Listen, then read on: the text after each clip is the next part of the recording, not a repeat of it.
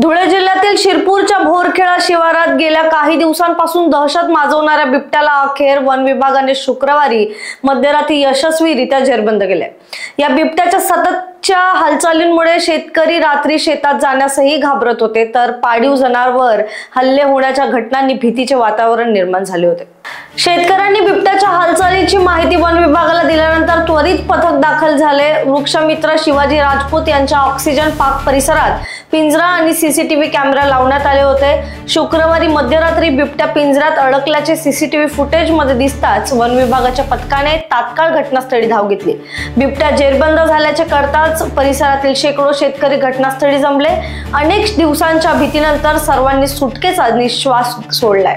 पकडलेल्या बिबट्याची प्राथमिक तपासणी करून त्याला सुरक्षितपणे धुळे येथील वन्यजीव रुग्णालयात हलवण्यात आले आहे। वन विभागाने नागरिकांना आवाहन केले आहे की परिसरात आणखी कोणतीही वन्यजीवाची हालचाल दिसल्यास घाबरून न जाता त्वरित वन विभागाशी संपर्क साधावा आणि अफवा पसरवू नयेत। बिबट्याच्या जेरबंदीनंतर भोरखेडा परिसरात पुन्हा शांतता आली आहे। Bureau report, Lokvahini media, Dhule.